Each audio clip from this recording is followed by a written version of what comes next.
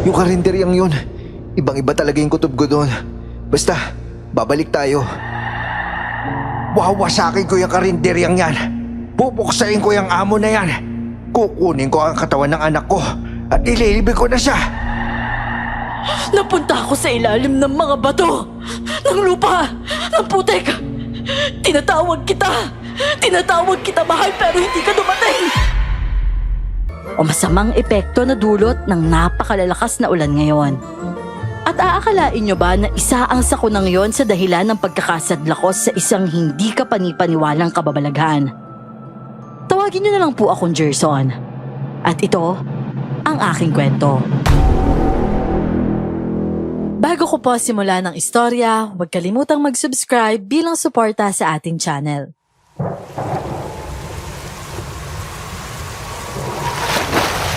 Pare! Pare! Uy, Pare Gerson! Nandiyan ka pa ba? Nasaan ka na ba?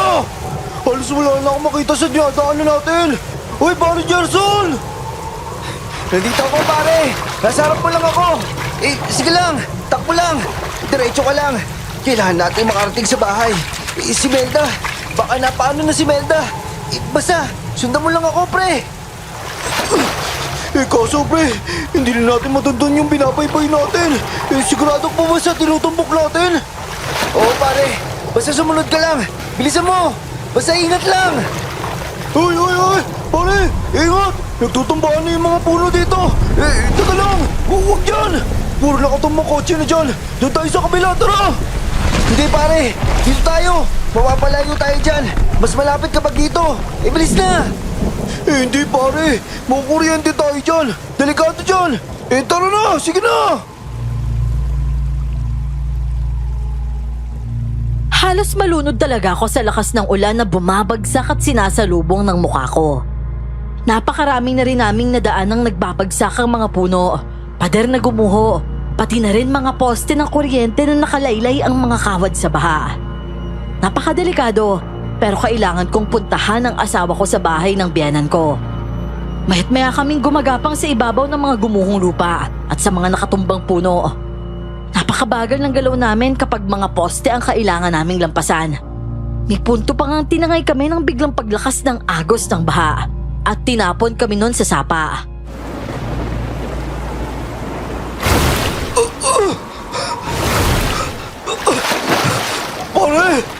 Pare, nasaan ka? Pare, nandito ako, nakakapit sa sanga. Nasaan ka? Naipit ako sa batuhan, pare. Hindi ako pwede kumalaw. Tatagayin ako na napakalakas sa agos. Paano na tayo? Pre, ayoko mamatay. Ano gagawin natin? Kapit lang, pare. Kapit lang. Hindi tayo mamamatay dito. Tibayin mo lang yung loob mo. Diyos ko, huwag naman po. Huwag niyo naman po sana kami hayaan mamatay dito. Yung asawa ko po, kailangan ko pa pupuntahan. Pero nakikiusap din po ako. Kung sakaling hindi ko na po siya mapuntahan, parang awa niyo na. Iligtas niyo siya. Kahit siya na lang po. Kahit siya na lang po yung mabuhay. Huwag niya lang po mababayaan yung asawa ko. Pre, lumalakas na yung agos. Mamamatay na tayo dito, pare. Ayoko mamamatay. Yung mga kapatid ko. Hindi, pre. Huwag kang bibitaw kung saan ka man nakakapit. Makakaligtas tayo dito. Mabubuhay tayo. Makakauwi tayo, pare. Diyos ko, tulungan niyo po kami.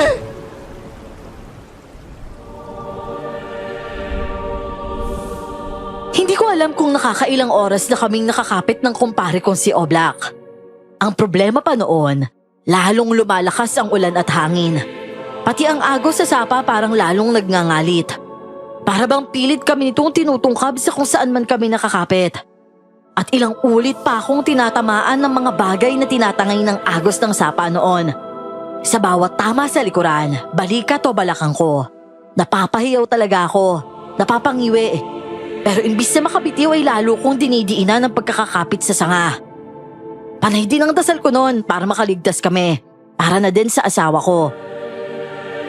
Hindi ko maipaliwanag ang takot ko sa kalagayan namin noon, pero pinipilit kong tatagan ang loob ko para kay Oblak na umaatungal na rin sa hirap at para sa asawa kong gustong gusto kong makita. Pre, hindi ko na kaya. Hindi ko na talaga kaya, pare. Ang sakit na lang kamay ko. Bibitaw na ako, pare. Wag, pre. Kayanin mo. Sige na, pare. Huwag kang bumitaw dyan. Nandito pa ako. Magkasama tayo, pare. Huwag kang bibitaw. Nakikiusap lang ako sa'yo. Diyos ko, Panginoon. Maawa ko kayo. Iligtas niyo po kami. Ayoko po mamatay dito. Yung asawa ko. Iligtas niyo po kami dito. Pre! Lumalakas si Agos! Lalo pa lumalakas, pre! Naku! Yari na! Pre! Ayoko na! Pre! Oblak! Kumidlat ng napakalakas at dumagundong ang gumugulong na kulog. Lalong dumiin ang ulan. Sa isang bayo ng pinagsama-samang hangin at ulan ay para bang may humigop sa tubig sa kabilang dulo ng sapa. Sa biglaang lakas ng pag-agos nito. Nilamon kami ng ragasaan ng tubig. Naririnig ko pa ang pagsigaw ni Oblak pero wala rin akong magawa dahil pinaghahampasan na rin ng ragasaan ng tubig ang katawan ko sa mga batuhan. Naramdaman ko pa ngang umangat ako sa ere ng napakatagal. Saka ulit ako bumagsak sa tubig at tinangay na naman ang ragasa. Dama ko lahat ng nangyayari. Ang puwersa ng tubig at ang pagtama ng katawan ko sa kung ano-ano. Inisip ko nga nakatapusan ko na. Isinigaw ko pa ulit ang dasal kong sana buhayin ang asawa kong si Melda. Nawala na ako ng malay. Hindi ko alam noon kung pumanaw na ba ako o ano. Pero nagising ako. Nanghihina, warak ang damit at nakasubsob sa putikan.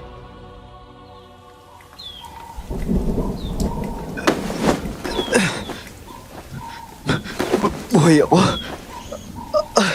Ang sakit ng katawan ko. Pero buhay ako. Kaya ko to. Teka, si paring Oblak nasaan? Pre! Pre, nasaan ka? Oblak! Pare! Nandito ako. Buhay pa ako, pare. Pero napakasakit ng katawan ko. Salamat, buhay pa tayo. Oo, pre. Salamat at buhay tayo. Kaya natin to. Makakabalik tayo sa atin. Tara na!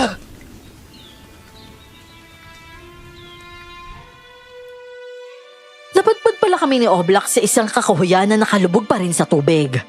Napakarami ring punong nakabagsak doon.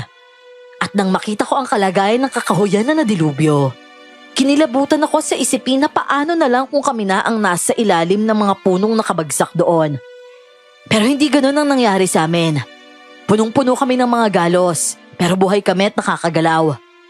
Binuhay kami kaya kailangan naming lumaban. Nagtulungan kami ni Oblak para makatayo at makaahon sa kinalalagyan naming sukal. Uminom kami ng napakaraming tubig. Nanginain kami ng lahat ng bunga na pwedeng kainin. Kahit nanlalambot sa sakit ng katawan, lumabas kami sa kakahuyan na yon.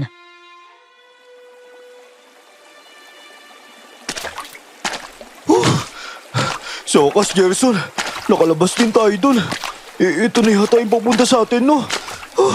Salamat naman. Oo, ito na yung dinaanan natin kagabi. Bago tayo tangayin dun sa sapa. Grabe dito. Lubog na lubog. Wala akong makitang bahay na nakatayo pa. Pira-pira sa yung lahat. Nakalutang pa sa tubig. Pati yung mga bahay na bato. Wala kalaban-laban. Pre, sanay tayo sa bagyo dito pero iba talaga yung hagupit na yun eh. Saka grabe yung tubig ngayon. Halos lampas tao yun eh. Pero mabuti humupa na ngayon. Ewan, hindi ko alam kung bagyo ba yung dumaan sa atin o ano. Parang nabura na itong buong bayan eh. Diyos ko, yung asawa ko sana naman buhay pa. Oo nga, sana pala kasi maaga pa tayo umalis sa barracks natin para nakauwi tayo bago tumama yung bagyo eh. Oo nga, sana kasama natin yung pamilya natin nung tumama yung bagyo. Diyos ko, sana walang masamang nangyari kay Melda.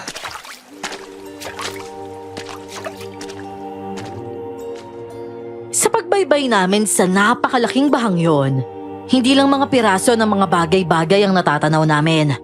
Makailang ulit rin kaming nakakakita ng mga katawan ng tao na dumadaan sa amin. Dumadaan pero hindi na gumagalaw.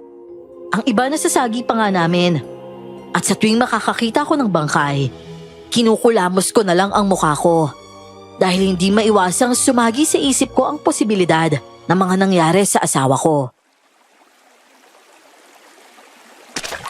Pre, ayun niyo sa atin. Pre, naku, wala na yung bahay dito. Pre, yung mga kapatid ko. Naku, hindi pwede. Melda, nandito na ako. Ate, tatay, Kuya Dor, nasa po kayo? Loy, pre, si nanay. Diyos ko, si Aling Ising lumulutang na. Higit kalahating araw kaming naglakbay sa baha para makabalik sa mismong baryo namin. At matapos ang napakahaba at napakadelikadong paglalakbay namin, sinalubong kami ng isang hindi kapanipaniwalang bangungot. Wala na lahat ang bahay doon. May mga nakikita kaming kakilala, pero iisa ang mga itsura nila. Lahat sila nakatanaw lang. Blanko ang mga muka, umiiyak, habang nagsisipaglakad na parang walang pupuntahan. Ang iba naghahalughog ng kung ano sa mga guho ng bahay. Para akong binuhusan ng malamig na tubig noon.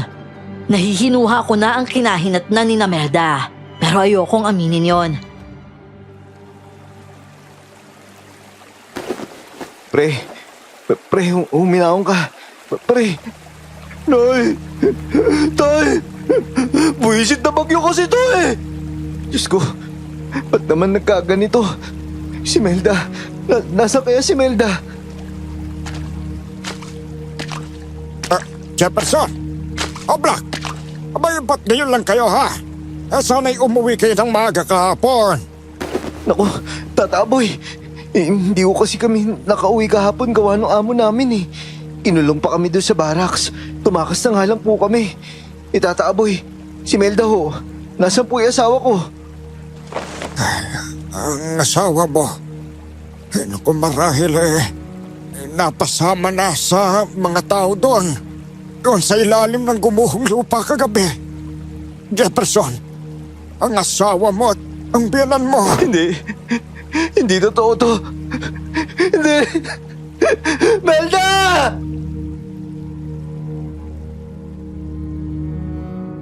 Hindi gaya ni Oblak ay wala akong nakita o nahawakang katawan. Pero nang ituro sa akin ni Tata Aboy ang isang napakalawak na bulto na gumuhong lupa, gumuho na rin ang mundo ko. Yun ang kinatitirikan ng bahay namin ni Melda at ng mga biyanan ko. Pilit kaming pinapasilong ng mga otoridad sa evacuation center. Pero mas marami sa aming nanatili sa baryo. Bumaba na ang tubig. Luminaw ang pagkawasak na idinulot ng bagyo. Tulong-tulong ang mga tao sa paghuhukay sa guho. Walang tumitigil at lalong dumarami ang tumutulong. Kahit ang bawat isa sa amin nawalan. Pero bukod sa hagupit ng trahedyang yon, sumingit pa sa aming pagkabagabag ang isang hindi inaasahang kababalaghan.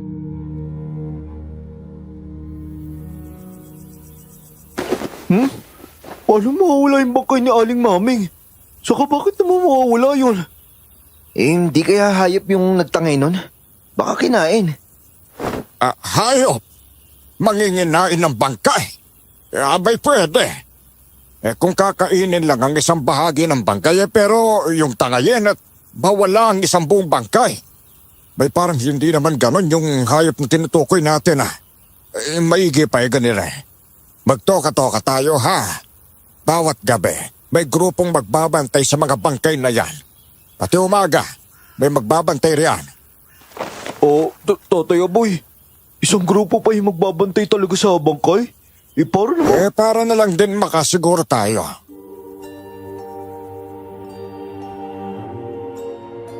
At kahit nga may nagbabantay ay ilang beses pang naulit ang pagkawala ng mga bangkay na nahukay at naipon. Nag-away-away pa ang mga tao dahil nagkasisihan na. Nagkakabintangan na may nagbebenta ng mga bangkay. Pero ang matindi, lumutang ang isang kuro na malamang. Aswang ang may kagagawa ng pagkawala ng mga bangkay na yon.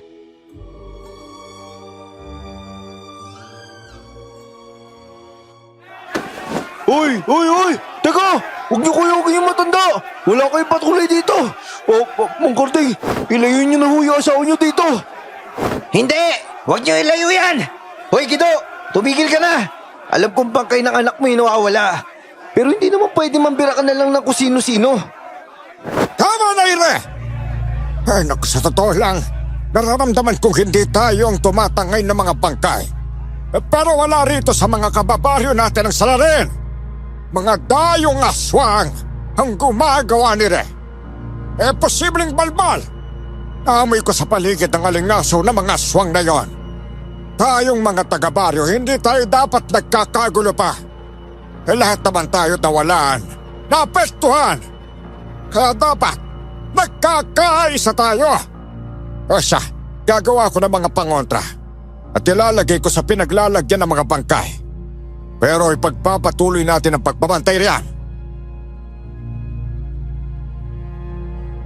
Hindi natigil ang kaguluhan dulot ng sisihan dahil sa pagkawala ng mga nahuhukay na bangkay. Hanggang isang gabi, nagparamdam ang isang hindi pangkaraniwang nilalang. Nagsulputan ang mga aso. Panay ang alulong nila habang umiikot-ikot sa mga bangkay. Namataan pa ang malalaking ibon na paikot-ikot sa itinayong tolda ng mga tao para masilungan.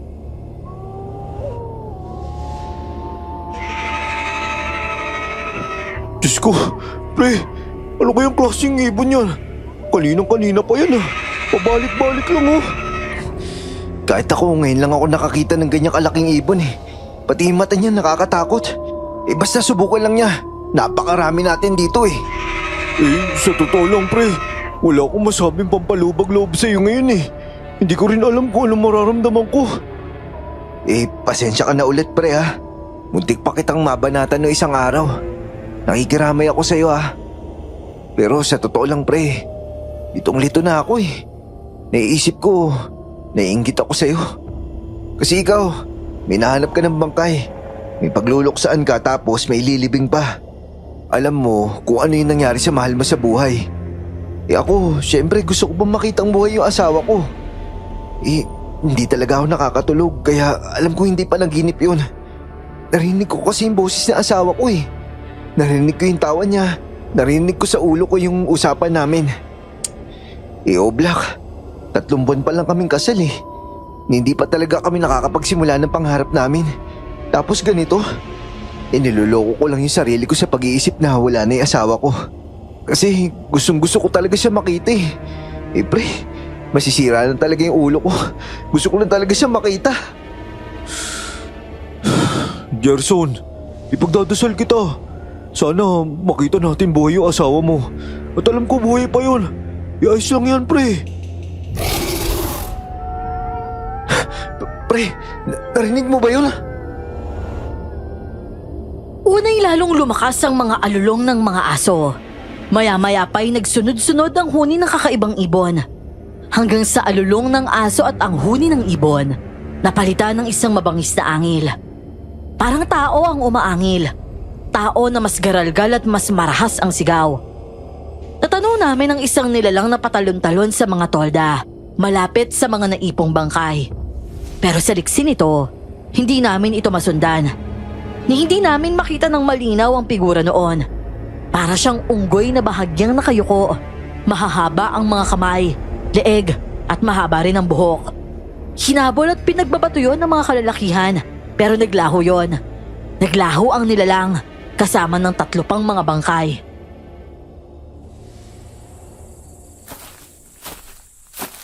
Pre, ano? Natamaan nyo? Nakita ko binabaril mo kanina yun eh. Paano tatamaan eh? Sobrang bilis nun. Hindi kaya unggoy yun? Ganun kasi yung forme, saka patalon-talon. Tsaka, ewan ko kung bakit ganun yung mata nun. Nagtatayuan yung mga balahibo ko. Kitang-kita ko kasi yung pulang mata niya sa dilim eh. Yun ang aswang. At nakatangay na naman ang katawan ng buwisit na yun. Naku, walang iya talaga. Hindi tayo nanlulubayan. Dahil naghahakot siya ng pagkain dito. Yung mga pangontrang nilagay ko, parang baliwala sa kanya. Lintik na aswang talaga yun eh. Patong-patong na ang dusa sa mga tao. Ang halu-halong pagluluksa at pagkabalisa at kawalang kasiguruhan. Galit at takot na dulot naman ang pinaniniwala ang aswang na nangunguha ng bangkay. Ang lahat ng depresyon pumatid na sa katinoan ng iba naming kasama. May mga nasiraan na ng bait, may mga tulala na lang. May ilan pang ang biglang nang hahabol ng itak. May ilan na hindi na nagising at tuluyan ng pumanaw. At ako, sa gitna ng lahat ng pagkabalisa at kawalang kasiguraduhan ng lahat, kinapitan ko ang ideya na buhay ang asawa ko. Ako na lang ang naguhukay sa guho at tinutulungan din ako ni Oblak.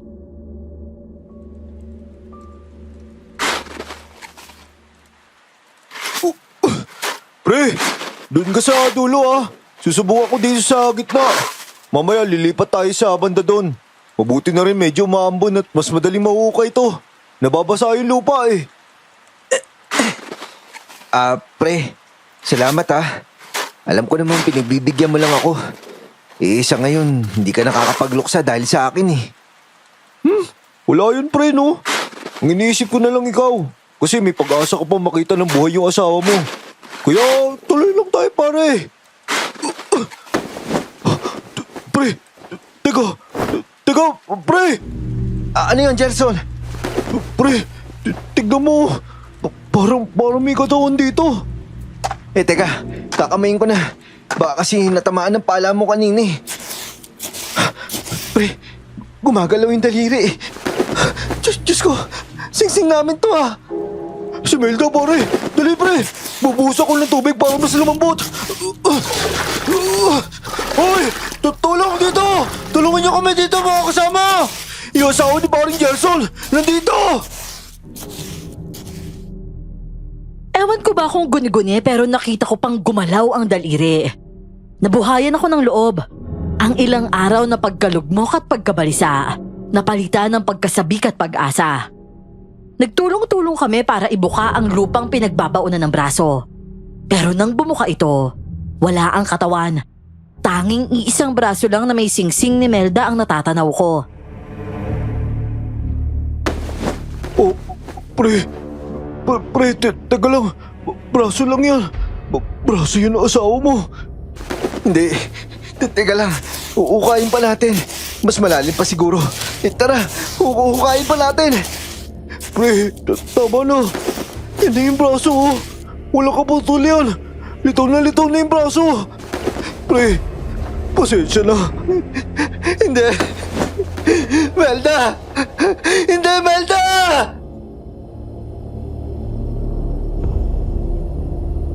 Sa ikalawang pagkakataon, bumagsak sa akin ang langit at gusto ko na lang magpalamon sa putik na kinatatayuan ko. 5 araw hindi huminto ang ulan, pero 5 araw akong nakatulala at hindi na ako makaiyak. Jefferson, may sasabihin ako sa'yo. Tata Aboy, saan na lang Tungkol ito sa asawa mo. Meron akong pangitain. Nanaginip ako. Nakita ko ang asawa mo. Naglalakad. At patulang braso. Tata Aboy, wala na Huwag niyo na ako paasahin. Patay na si Melda. Jefferson, hindi ordinaryong panaginip lang yon. Dahil malamang, buhay pa ang asawa mo. Braso lang nga nakita natin, hindi ba? Kinusulto ako sa mga espiritu ng kalikasan ng panaginip kong yon. At kinumpirma nila, may isang babaeng walang braso ang buhay na tinangay ng mga nilalang ng dilim. Ano? Buhay? Tapos tinangay ng nilalang ng dilim? Ay nako, ang asawa mo! Posibleng nasa kamay ng mga aswang na yon. At buhay siya. Iligtas mo siya. Puksain mo ang mga demonyong yon para makuha mo ang asawa mo.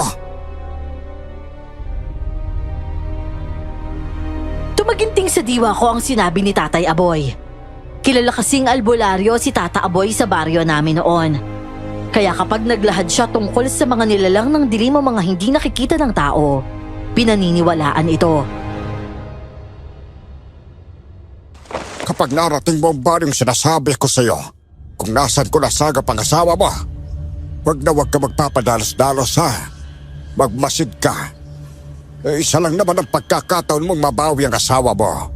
Puntahan mo ang pinsan ko magpuprutas Humango ka ng parinda sa kanya. Pinsan yung maglalako ng prutas? Tatang, undercover ho ba yan? Una, kailangan mong matunton ng mga aswang. Pangalawa, aaralin mo ang mga kilos nila para mapuksa mo sila. At ang mabawi mo ang asawa mo.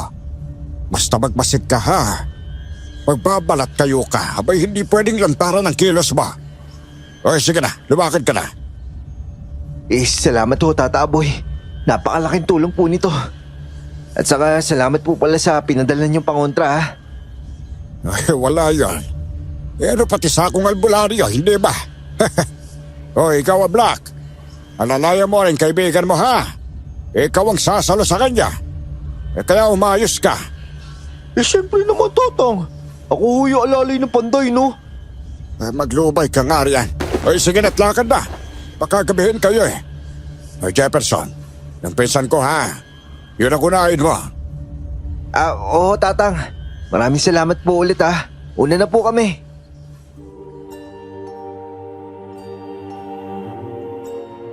Wala na akong inaksayang panahon. Nung araw ding yun ay umalis kami ni Oblak sa baryo. Hindi bago ang pagpaparamdam ng mga aswang sa lugar namin noon.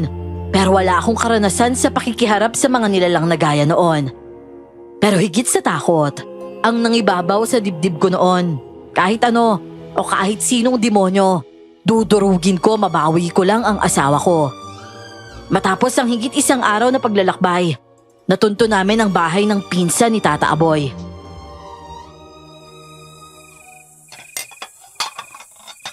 Nako naman, napakalayo ng biniyahin ninyo. Kung bakit ba naman hindi pa rin nahinto ang ulan na yan? Ay nako. Oh, ito ang sabaw at saka gulay. Sige na, kain na kayo. At nang kayo mainita naman at makabawi kayo ng lakas. Maraming salamat po, Nanang Gelang ha. Mabuti nga po, pinangkas kami ng truck na dumaan dito sa baryo nyo eh. Tsaka, masarap po nitong ginisang repolyo nyo ah. Muntik pa nga po kami singilin ng truck na yun. Kaya yung pagkain na lang namin pinambayad namin. Mabuti na lang po may pagkain kayo dito.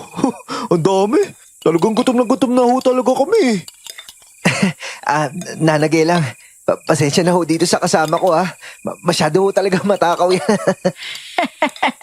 Nako, wala yon. Kayo pala kababaryo ng pinsan ko.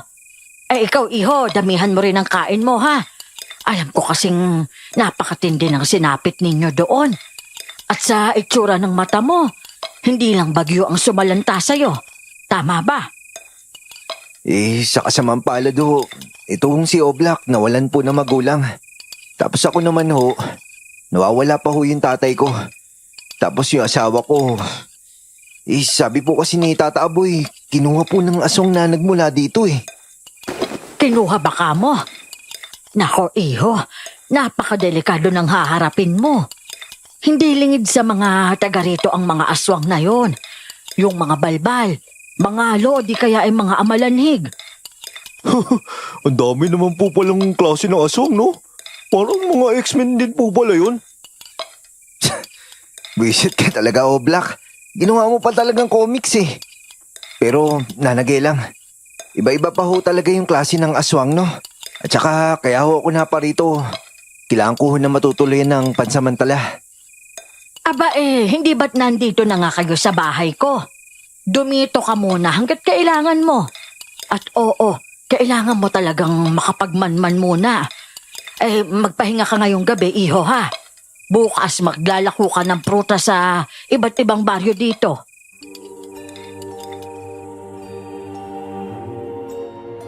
Maaga kaming namahinga ni Oblak. Pero sa totoo lang, nahiga lang ako pero hindi naman ako nakakatulog. Tumatakbo kasi sa isip ko ang mga nangyari sa buhay ko, ang asawa ko, at kung ano ba talaga ang nangyari dito. Hindi ko rin lubos maisip kung paano ako napunta sa sitwasyon na maghahanap ako ng lungga ng mga aswang para lang mabawi ang asawa ko.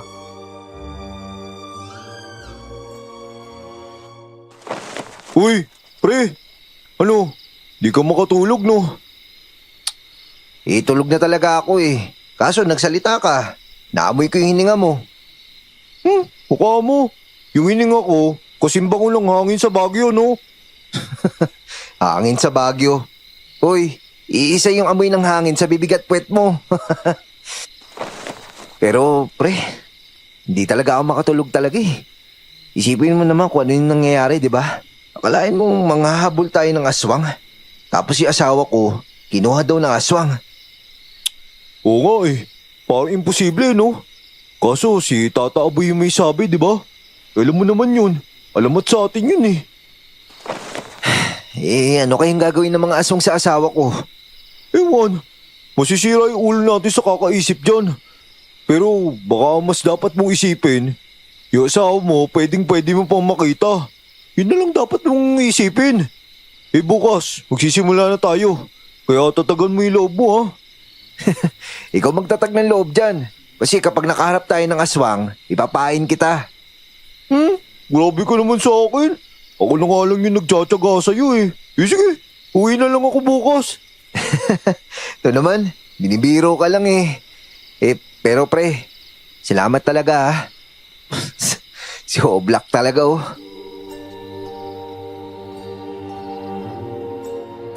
Wala akong tulog noon. Narinig kong naghihilik na si Oblak at lumabas ako ng bahay para lang magpahangin. Hanggang mag-umaga, hanggang sa lumabas na si Oblak at kinailangan na naming maglakad.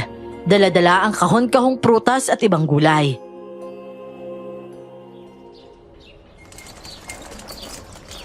Lanzones! Lanzones! Bili na kayo ng lanzones oh! Mas matamis pa to sa relasyon niyo mag-asawa! Uy, Oblak, ano ba pinagsasabi mo?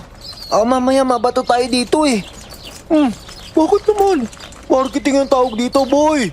Lanzones! Puro tamis! Walang kapait-pait! Kahit gantayin niyo yung buto nito! Tumisit. Sige nga, testing nga. Mansanas! Bilhin na kayo ng mansanas! Kapag kumain kayo nito, magiging kamukha niyo si Snow White! Itong saging pre, paano to? Teka, paano nga ba? Saging! Saging kayo dyan! Mataba, mahaba, malaki, kasing laki ng... Stoy! Pre, ano bang sinisigaw mo? Ayun tuloy, napatingin tuloy yung ali. Oh, di ba? Sabi mo marketing, oh, effective, di ba?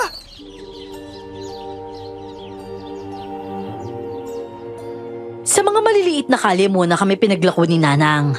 Mangilan-ngilan lang ang bumibili. Ayos lang naman dahil hindi naman talaga namin pakay na makabenta. Sa unang araw ng paglalako namin, halos walang benta. Wala rin kaming kahit anong kakaibang nasagap.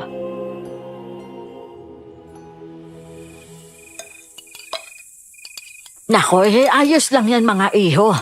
Aba talaga namang hindi madaling matunto ng mga hinahanap ninyo. Nanagilang. Wala ho talaga kami napala eh. Sumakit lang ho yung tiyan ko. Paano? Nilaklak mo yung mangga sa kalansones. Di rambulan yan sa loob ng tiyan mo. Nakakagutom kaya maglakad maghapon. Mukhang hindi kayo sanay sa maghapong lakaran ano? Medyo hindi ho eh. Yung trabaho kasi namin dun sa baryo namin, tagaputol lang po ng bakal, saka sa mga talyer ho. Pero ayos lang po kami. Kakayanin po namin to. Bukas pre, doon tayo sa kalye na... yung parang sinaradong kalye na papunta sa... Doon ba sa maliit na baryo? Ba, oo nga no. Dami natin nasasalubong na naglalako pero yung narinig ko dun, iba eh. Ayaw nila talaga pumunta dun. Nanang, bakit nga ho ba? Wag na wag niyong papasukin ang sityong yon. Ho? Bakit naman ho? Basta, makinig ka iho. Alam kong naghahanap ka ng mga aswang. Pero ang sityong yon, kahit ang mga taga rito, hindi nangangahas doon. Hindi ko rin kasi masabi kung ano talagang meron doon. Pero wag niyo nang pangahasan. Nakakapagtaka ang pagtutol ni Nana Gelang tungkol sa pagpunta sa lugar na yon. Malinaw ang takot niya doon. Takot na hindi maidetalye. At dahil sa reaksyon ni Nanang ay lalo kaming natulak na mag-usisa tungkol sa lugar na yon.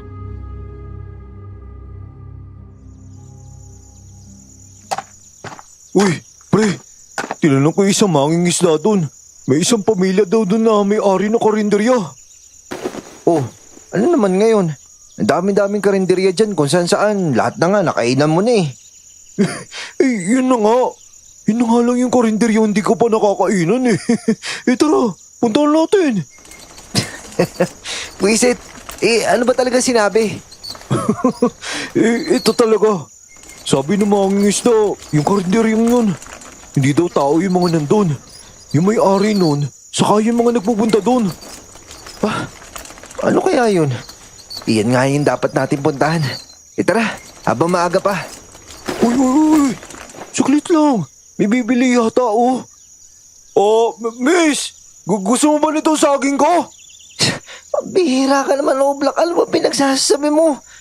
Tsaka, wala naman ah. Ayun sa kanto.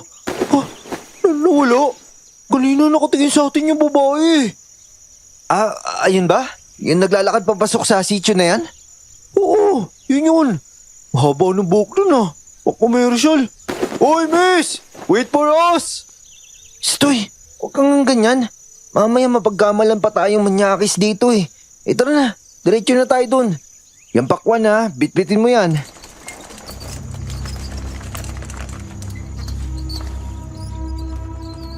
Sinundan nga namin yung babaeng biglang naglaho. Wala namang lilikuan doon dahil magkabilang taniman ng maisang dalawang gilid. Kahit nagtataka ay nagtuloy-tuloy na lang kami sa paglalakad. Pero talagang maraming kakatuwang bagay na rin ang napansin namin mula nang pumasok kami sa sitio na yon.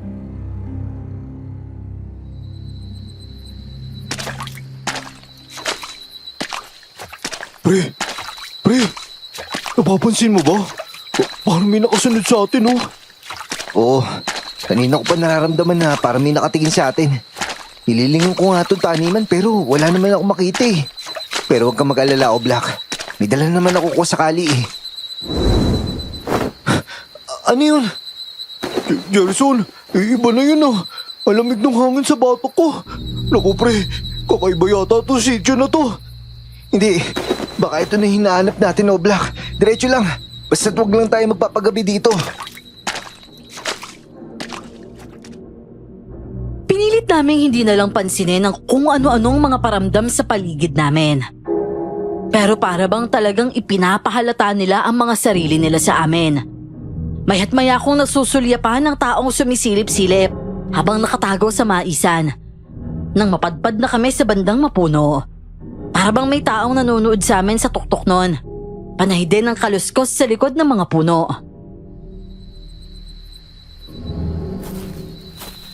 Ay, salamat ayun. May mga bahay oh. Kaso mangilan-ngilan lang eh. Saka puro kubo lang dito ah. Ganito lang ba talaga sa sitio na to? Uy, sundan natin yung kumpol ng mga taong yun, oh. Ang dami nilang dala. Tapos parang, parang may gagawin silang kung ano, oh. Oo, sige, tara. Kaso, napansin tayo. Tsaka masamahing tingin nila sa atin, oh. Sana naman hindi tayo magka-problema sa mga to. May dala pang itak yung isang babae dun, oh. Tignan mo. Hindi yan. Wala naman tayong ginagawa eh. Saka nagtitinda lang naman tayo ng prutas ah. Ayan. Nagsinto na sila. Teka. Ano yan? Karinderya? Aba, ang laki niya na. Karinderya? Halos parang restaurant na yun eh. Hindi lang puro kawali tsaka sawali yan. Tsaka dun sila nagsisipasok oh. Pero yung iba dire-diretso lang sa loob. Uy, teka. Nakatingin sa atin yung... Yan yung babae kanina. Kakain ba kayo? Hindi naman. Yung puso mo ba? Sana, hindi pa nakareserba yun. Uy, ano ba? Sira ulong to. Miss, pasensya na ha. Mag-aalok lang sana kami nitong mga prutas. Lansones, may mangga. Ito, may saging din. Bagong pitas lahat lang to. Sariwa. Oo, pati yung saging ko, hindi ko aray! Ba't mo naman ako pinatek? Ay, may lansones pala kayo? Teka nga, patikim nga muna ako. Sige. Itong tatlo. Tikman mo kaagad. Ang tamis nga nito, no? Itong mangga, magaganda, tsaka mababango. O sige, bigyan mo ako nitong mangga. 2 kilo na agad ah. Tapos yung saging 1 kilo lang. Yung lansones, pakyawin ko na yan. Yun! Dahil pinakyaw mo ito, miss, libre na tong plastic. Oy, ano ba yun, Ara? Alisin mo nga dito yan. Sir, pasensya na ho. Nagtitinda lang po kami ng prutas dito. At saka bumili lang naman ho ako, tay. Matamis kasi yung lansones nila eh. Kumuha na rin ho ako ng maga at saka saging. Para naman may prutas tayo dito.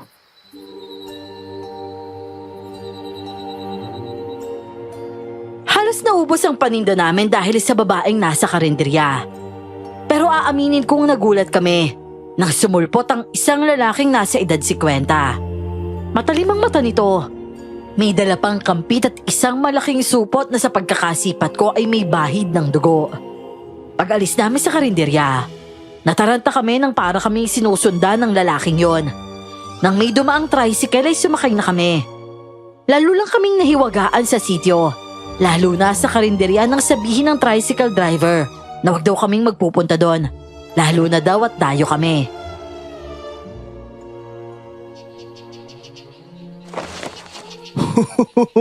Ayos! Bigla naubos natin yung lansones, no? Mabuti nga pati yung saging binili kahit palipas na yun. Pero, Oblak, nakita mo yung karinderya? Ang weirdo, no? Oo nga eh. Sabi ng babae, nakareserba daw yung lahat ng pagkain doon. Pero sa totoo lang, may 2 oras tayo nagbasid doon pero wala naman nagpunta para kumain o kumuha man lang ng mga nasa kaldero. Sarap pa naman lang amoy. May mga ilang dumadating naman, pero parang di sila nagsisikain. Diretso ka agad sa loob eh.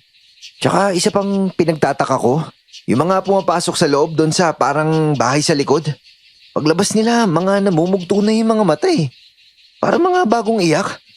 Ay, isang araw nga, babalik tayo doon ah.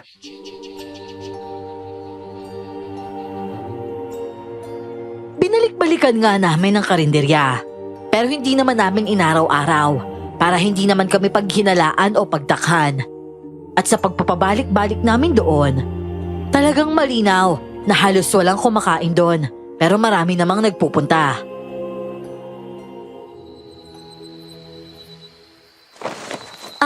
May avocado ba kayo? At saka melon? Oh, naku miss, wala na eh. Pero pakwan, baka gusto mo. May nahanguan kami nun eh. Tsaka suha ma'am, makakapagdala kami. Suha? O sige.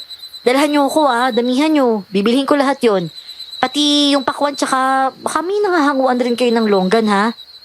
Oh, sige miss. Meron yan pagbalik namin. Eto pong sukli niyo ma'am oh. 200 yan ha. Sige ho ma'am, balik na lang po kami. Sandali na. Ho? Ano ho yun, Manong? Among Greg. Amo ang itawag niya sa akin. Kayo ba'y mga tagasaan ha? Mga dayo. Taga dyan lang ho kami sa kabilang baryo. Yung sityo ng mga magpuprotas doon. Ngayon lang ho kasi kami nagawi dito. Kasi umina yung bentahan namin doon gawa ng nag-uulan. Saka dumami po yung naglalako ng prutas din. Kaya humanap po kami ng bagong ruta. O sige, mula ngayon. Kayo na magsusupply ng prutas dito ha? Ho? Talaga ho? Ayos po sa amin yun. Salamat po Yan. Araw-araw kayong pupunta dito Basta sariwa yung dala nyo. Oo naman miss. Hindi kami nagdadala ng mura o lipas na. Ikaw pa ba? At saka ako nga pala si Ara. Ara. Ako nga pala si Gerson, tapos siya naman si Oblak, pinsan ko.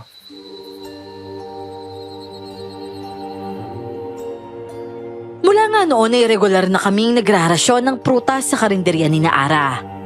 Lalo ko tuloy napansin ang tatay nito. Hindi lang siya matalas tumingin. Para bang lagi kaming sinusuri nito. Kaya ingat na ingat ako sa kilos ko kapag nandun ang lalaki. Pati ang ibang tauhan nila doon. Para bang nakakapagtaka ang mga ginagawa. Lahat sila nakaupo lang, nakatingin sa mga dumarating na tao doon. Mga taong hindi naman kumakain o bumibili ng mga ulam doon. Lagi ring parang may nakaposte sa labas. 3 hanggang 5 lalaki na parang may inaabangan o nagbabantay mula sa labas ng karinderya.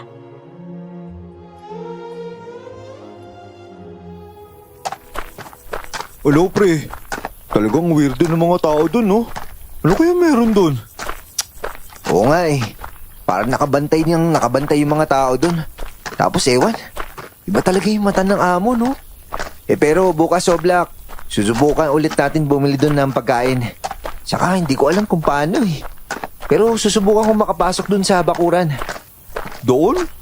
Paano naman? Ang dami-daming bantay doon. Karinderya lang, no? Pero may mga goons. Basta, susubukan ko. Tsaka, wag mo na lang sasabihin to kay Nanang, ha? Talagang tutol siya na pumunta tayo dun sa sitio na yun, eh.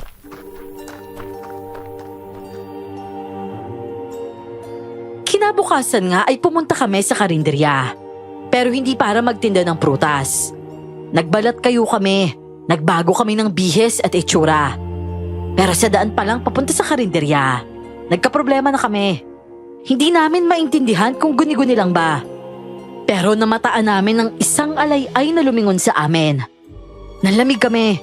Pero maya-maya ay parang puputok ang puso namin nang lumakad na ang alay-ay at umangat pa sa lupa. Para itong lumulutang papunta sa amin. Nakatakbo naman kami palayo sa sitio na yon. Grabe yun, Oblak. Ano yun? Ba't gumagalaw yun? Putik, hindi lang yung gumagalaw. Inabol pa tayo kamo. Lang ya, may impacto yata sa lugar na yun. Huwag na lang tayo bumalik doon, pre. Hindi, Jerison. Ngayon nakita na natin yung kung anong kapabalagan na baka dapat lalo pa natin puntahan yun. Baka malapit na tayo sa hinahanap natin. Baka nandun na kasi yung aswang na may hawak sa asawa ko eh. Yung karinderyang yun. Ibang-iba talaga yung kutob ko doon. Basta, babalik tayo. Pero mas mag-iingat na lang talaga tayo. Tsaka masagahan natin. Marami pang misteryo talagang tinatago yung karinderyang yun.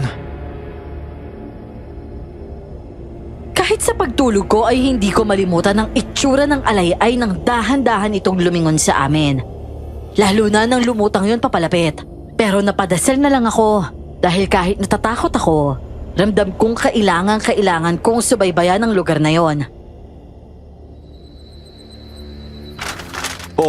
Mamara, ito na po yung request mo. Yung avocado. Kaso konti lang po yan, ha? Hinangulang po kasi namin yan sa kasama namin magpuprotas. Pero maganda naman po yan, ma'am. Kami mismo yung nakatikim. Wow! Parang ang gaganda nga niya na. At saka pahaba siya. Mas magaganda yung loob ng pahaba kaysa doon sa mga pabilog. O sige, kunin ko na lahat yan ha. At saka yung longgan, kunin ko na lahat din. Wala kayong lansones ngayon? Wala po ngayon, ma'am eh. Pangit pitasin ngayon. Sayang lang. Isa-isang linggo pa, ma'am. Oblak, pakisupot nga yung avocado. Tsaka, ma'am, baka gusto niyo subukan tong mangustin. O sige. Pero konti lang ha. Hoy, bigyan mo nga rin ako niyan. Rambutan. Tsaka yung chiko. Doble mo yung supot, ha? Uy, pre.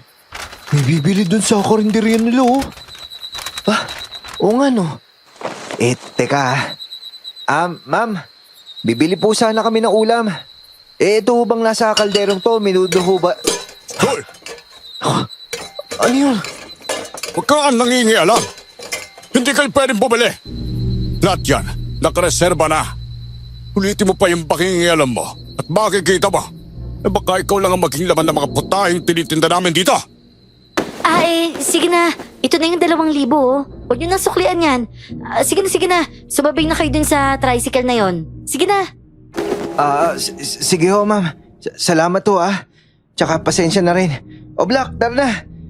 Salamat po ulit, Ma'am Ara. Nagulantang ako sa nasipat ko nang iangat ko ang takip ng malaking kaldero. Pero nataranta ako nang biglang bumunghalit ng sigaw si Amo. Napahigpit ang hawak niya sa malaking kutsilyong pinantatadtad niya ng karne. At kitang-kita ko ang panlilisik ng mga mata nito sa amin. Hanggang sa makasakay na nga kami ng tricycle.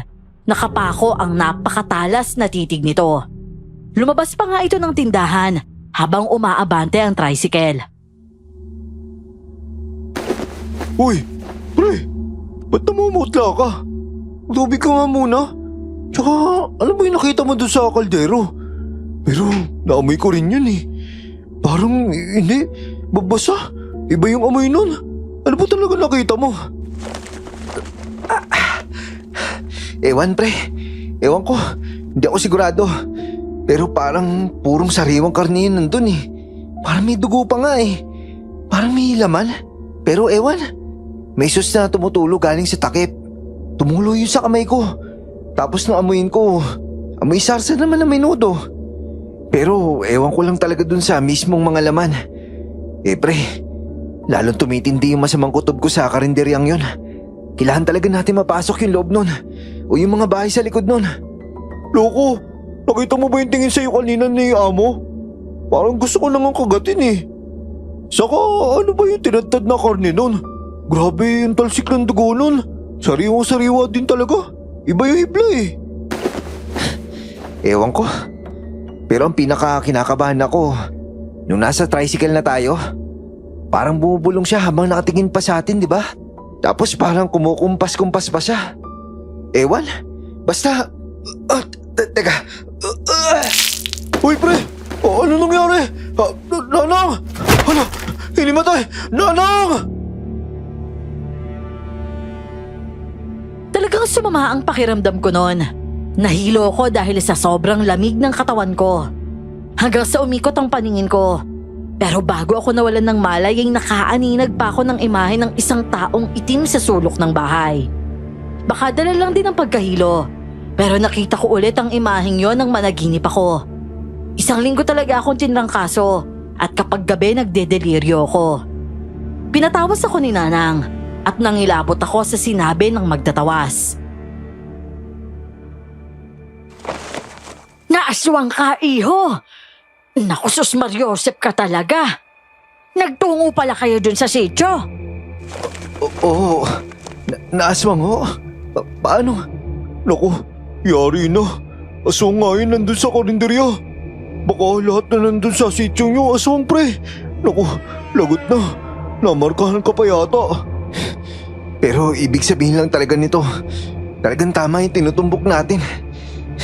Kakainis. Papahinga lang ako ha. Pero babalikan natin yung karinderyang yun, no Black. Naramdaman ko baka kasi nandun yung asawa ko eh. Babalikan? Sige. Basta ikaw bahala sa atin ha. Ay nako, talagang hindi ka maaawat ano? Sa bagay, ito naman talagang ipinunta mo dito eh. Ihihingi na lang kita ng anting sa nagtawa sa'yo para naman may pananggaman lang kayo. Ay, Diyos ko talaga kayo. Umabot ng 2 linggo ang sakit ko. Pero nang bumuti ang lagay ko ay balik kami sa pagrarasyon sa karinderya. Hinanda ko mabuti ang sarili ko. Suot namin ni Oblak ang anting na pangontrang sinasabi ni Nanang.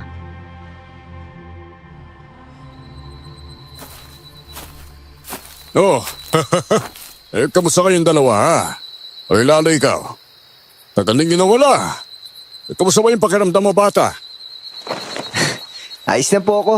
Tsaka ito po yung request ni Ma'am Ara nung nakaraan pa oh. Melon po. Nasan nga po pala si Ma'am Ara? Oy, nakita mo na, di ba? Wala. Pagsupot mo nga ako na rin rambutan. Lahat na yan. Amo. Matanong ko lang po ah. Bakit po ba yung mga tinda nyo dito? Lahat naka-reserve na po. Matagal ko na hong gusto matikman yung mga paninda nyo dito, pero... Gusto mo matikman, ha? Oy, sige. Eto. Amo, ano po ba yan? Ba't ganyan po yan? O, syempre laman. Lamang loob. Gusto niyo bang tanongin kung laman ito ng ano? Masarap to. May sikretong timpla ang mga sarsanere. Pero, puro lamang loob ito eh.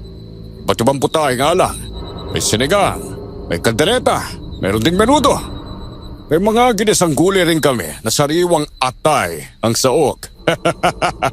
Ano bang order mo? May pagbabalot na kita. Hindi na ho. May handaan nga pala doon sa amin. Hindi na po ako pwede mabusog pala. At saka dadalo po pala kami sa binyag bago po yung sandaan sa amin. Kaya... Ganun ba? Pero gusto niyo bang maging tao rito sa aming karinderya, ha? Kailangan ko rin kasi ng mga dagdag na bantay rito eh. Tsaka... Ano yun? Mga demonyo! Mga demonyo kayo! Mamatay na kayo! Uy! Yuko, Amo! Teka lang po, Manong! Ano po ba problema nyo? Muntik na po tamaan yung tao! Isa ka rin! Mamatay ka na rin! Bah, sira ang ulo pala talaga. Oo! Pre, sinabak ako! Hoy, tumigil ka nga! Binitbit ako sa leeg ng lalaking yon, pero siniko ko ang sentido niya. Nang mabitiwan ako, ipinagtutuhod ko ang sikmura nito. Saka ko pinagsisiko ang batok. Naihagis pa rin niya ako at biglang tumakbo pa loob ng karinderya ang lalaki. Diretso itong pumasok sa bahay sa likod at si Ara na nakahiga ang hinatak nito. Halika dito! Aray ko! Halika dito! Dito ka! Aray! Tulong! Hoy! Gabayan mo ang anak ko! Ah! Yan yung bagay sa'yo! Halika dito! Hoy, gorilla! Hetong sa'yo! Nabuhat na nga nito si Ara na parang nanghihina. Binira ko sa tagiliran ng lalaki. Nahila ko si Ara at ibinigay ko kay Oblak. At kami ulit ng lalaki ang nagpambuno. Hinampas sa akin ang lahat ng gamit sa bahay. At nang makailag ako, binueltahan ko siya ng napakalakas na bigwas. Nang mahilo ang lalaki ay hinambalas ko sa kanya ang isang malaking lamesa. Nabangasan ang mukha ng malaking lalaki at doon na siya tumakas. Pero naghagis pa ng isa pang boteng may gaas. Pero bago pa lumaki ang sunog, pinagtataob ko na ang malalaking drum ng tubig sa gilid.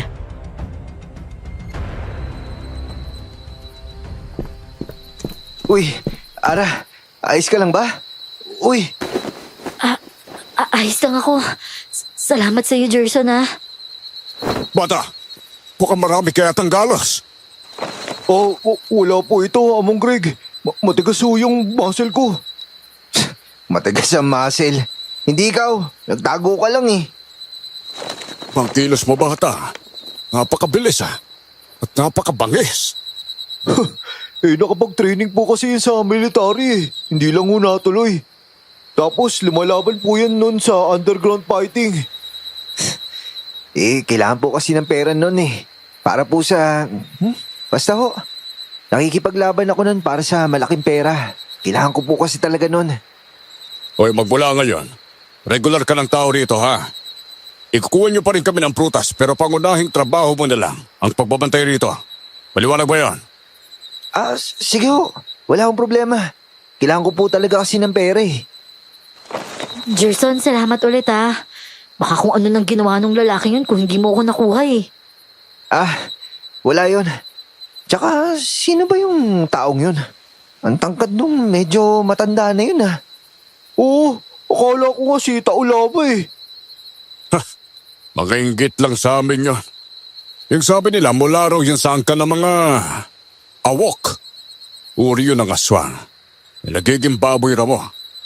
Awok? Narinig ko na po yung ganong klase na aswang sa amin.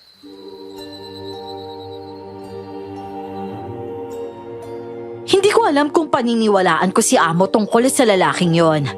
Ramdam ko kasing hindi siya nagsasabi ng buong katotohanan. Baka nga talagang nililin lang niya lang ako. Pero nang alokin niya akong maging tao nila, hindi na ako tumanggi. Kahit alam kong napakadelikado ng papasukin namin. Lalo ko kasing naramdaman na papalapit ako sa hinahanap ko noon.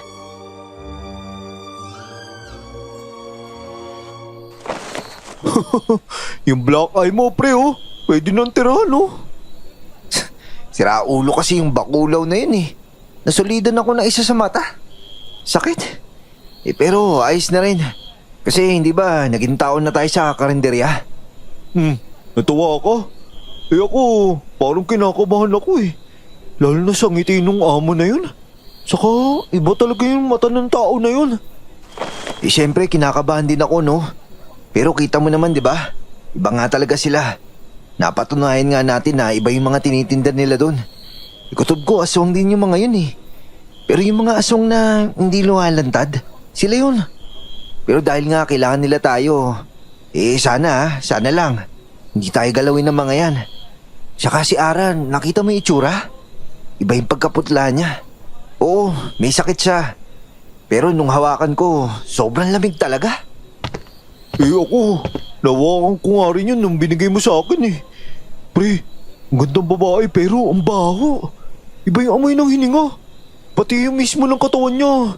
Hahalikan ko nga dapat nung karga ko kaso naduwal ako eh. Talaga? Ba't mo naman nahalikan? Pero, ewan ko ba sa babaeng yun? Basta sa ngayon, maganda ka ha. Simula bukas, taon na tayo dun sa mahiwagang karinderyang yun. Saan talaga ng mata ko, buwisit?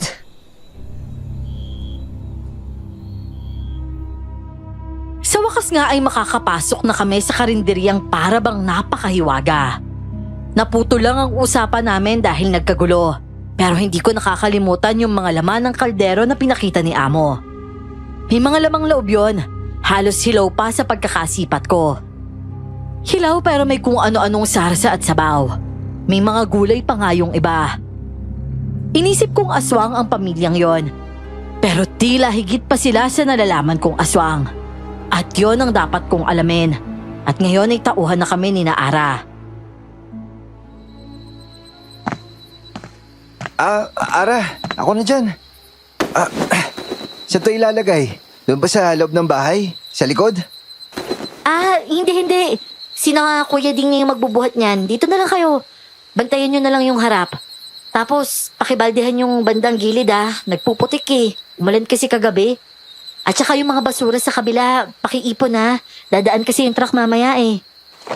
Sige. Ara, naigiban ko na rin yung balde. Saan ba namin dadalhin to? Diyan na lang. Mamaya gagamitin ko kasi yan sa mga isda eh. Sige na Oblak. Pakilinis na lang pala yung jeep ni Amo. Napakarumi na kasi eh. Sabunin mo daw yung sahig sa loob Right away, ma'am. Uy, pre, diyan ka muna Jerson, alam mo, ang kulit nung si Oblak, no? Sadyang makulit talaga yon. Pero kahit ganun yan, talagang kaibigan ko yan. Malaki yung utang na loob ko dyan eh. At saka ikaw, ang bait-bait mo. Mabait? Kahit tulog nga ako, sabi ng mama ko mukha akong barumbado eh. Oo nga eh.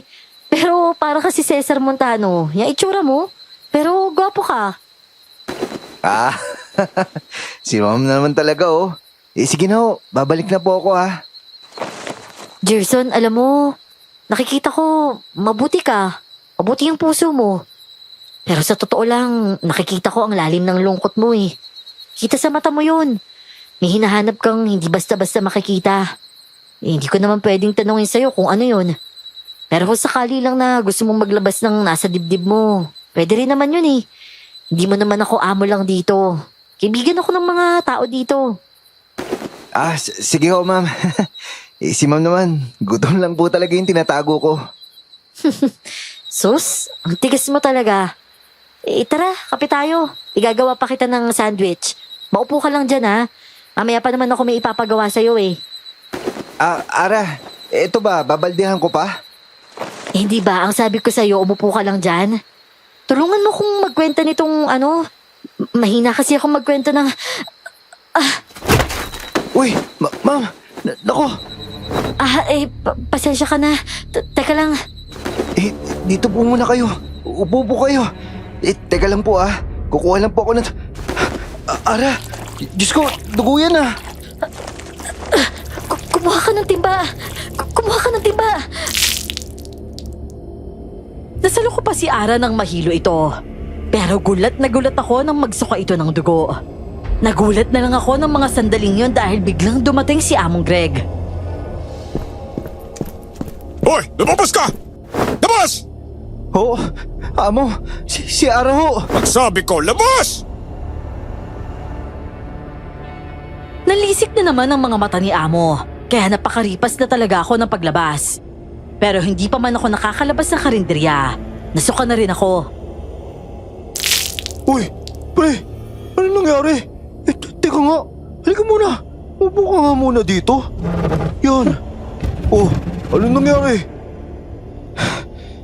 Grabe pare. Bakit nga? Ano nangyari? Wala kang kakulay-kulay Pre, si Ara, nagsuka ng dugo tsaka laman. Ano? Ano nagsuka? Huwag ka muna maingay. Nandiyan si Amo. Sige. Tapos? Pinakita ninyo. Normal lang yun, ha? May sakit si Ara. Kaya masanay kayong nakikitang nagkakaganon siya. Ako na nagsasabi sa inyo. Kalimutan nyo na yon. At ayoko makakarinig ng kahit anong tanong. Maliwanag ba? O siya, sige. Linisin nyo yung jeep. Siya nga pala. Bukas, dito kayo matutulog, ha? 3 araw kayong hindi uuwi. Kailangan kaming gawin ni Ara. Kailangan ko ng tao rito. O siya, sige na. Labas na. Kahit nahihilo kaming pareho ay agad kaming lumabas ni Oblak. Kakaiba talaga ang presensya ni Amo, lalo na ang titig nito. Parang kaya niyang dukutin ang puso mo sa pamamagitan lang ng titig nito. Panay ang buntong hininga namin ni Oblak. Walang inikan, pero alam kong talagang nabagabag kami. Kinabukasan, gaya ng sabi ni Amo ay doon kami natulog sa karinderya. 3 araw daw kaming hindi pwedeng umuwi. 3 araw sarado ang karinderya. Pero 3 araw din kaming nakabantay doon. At isang gabing nagkukwentuhan kami ni Oblak. Isa na namang kakatuwang pangyayari ang naranasan namin sa karinderyang yon.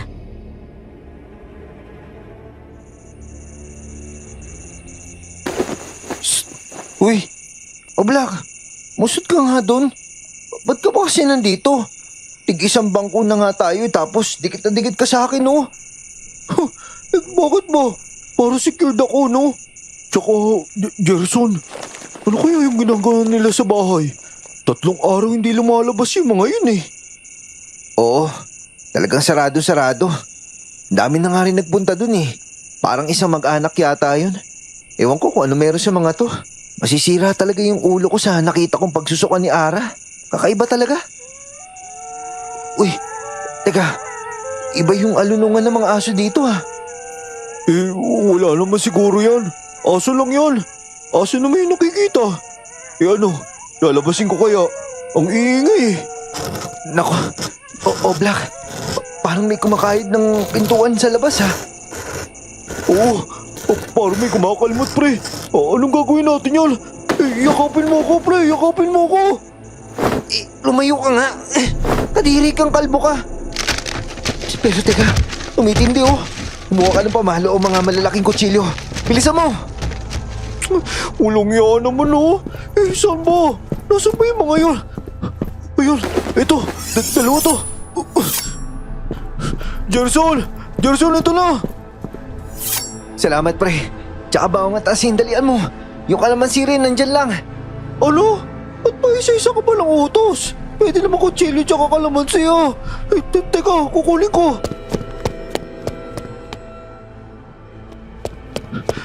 Oh, eto.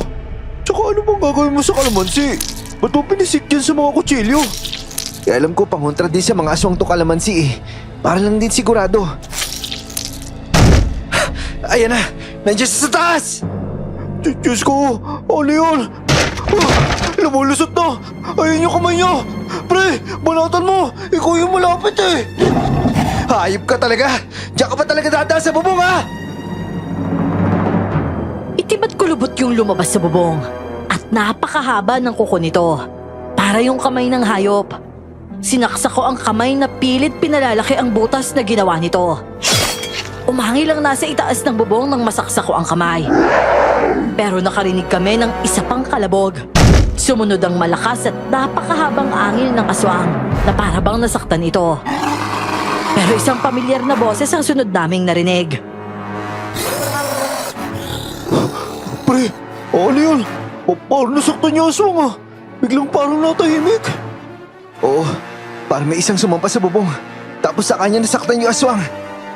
Ano? Lapit! Hoy mga duwag! Bumalik kayo dito! Oo, may tao nga. Parang nasa bubong. Pero boses yun na nanggulo dito na isang araw ah. Oh, yung bakulo na matanda! Si Taula ba? Oo nga no! Ano ba kayong dalawa? Inaatake tayo ng aswang! Lumabas kayo! Patayin niyo yun! Bilis! Tugisan ninyo at patayin niyo! Kahit nag-aalangan kaming makipagsagupa sa aswang, napalabas na kami dahil sa taranta kay Amo. Nang akyatin namin ang bubong, pamilyar na lalaki nga ang bumungad sa amin. Hoy! Ikaw pala! Walang yaka, limaw ka pala! Ah! Uy, pre! Ikot ka dyan, baka mahulog kayo! Walang ya, tinulak niya ako. Nakatakas naman. Pre, habulin mo! Bumaba ito sa kabilang gilid! Oo, sige! Basta sumunod ka! Hinabol nga namin ito ni Oblak. At nang abutan namin ito, isang malahayop na lalaki ang lumundag sa amin. Mabutit nakailag kami sa kalmot nito. Malaunggoy ang lalaking yon. Mabalahibo, nakayuko at mahahaba ang mga braso at leeg. Nagtatalo naman ito palayo ng ambahan namin ito ng mga kutsilyo. Pre, bilisan mo! Bilisan mo! Walang ya. Akala ko ako yung nauna eh. Ang bilis. Hindi ko makita. Yung lalaki. Ayun! Ay! Pre, ayun siya! Natumba! Hoy! Hasyop ka, asong ka! Yari ka ngayon! Pre, sige na! Wala ka pala! Sa likod mo lang ako! Puisit ka! Ako lagi yung naumang mo ah! Mga gunggong! Mga alagadri kayo ng demonyo yun! Sige! Lapit kayo! Duguan ng lalaki kaya mabilis ko siyang sinugod. Ilang beses ko siyang nasaksak at nabigwasan, pero nakatakbo ito. Pabalik sa karinderya ang direksyon nito, pero bigla lang itong nawala. Amo! Amo! Amo, buksan niyo yung pinto! Ano ba? Kayo nang iistorbo ha? Importante ginagawa namin dito. Pasensya na po sa abala, Amo. Pero yung aswang yung malaking lalaki yung nanggulo dito. Nakatakas po pero papunta dito. Ano? Ano ko mga inutil talaga kayo? Bakit hindi ninyo? Naku, Amo. May nakapasok sa loob. Kasalanan niyo talagang dalawag to. Pero alis na! Ako na bahala! Layas! Sira ulo yun ah. Wisit no? Kita mo yun, pre? Oo, sinampal ko. Tapos sinigaw-sigawan lang tayo. Kung hindi lang kay Ari, hindi ko natutulungan to eh. Pero ang laki talagang ogag nun. Tara na, bahala na nga sila dun. Marami naman sila dun eh. Hintayin na lang natin kung ano mangyayari.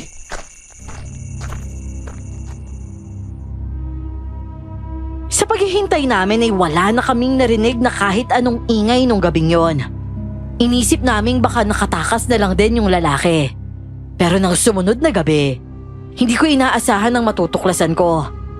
Lampas sa hating gabi na nun, naalimpungatan ako dahil nakakarinig ako ng lalaking parang dumadaing. Nakakarinig din ako ng nagkikiskisan o kumakayod ng mga kadena. Walang niya.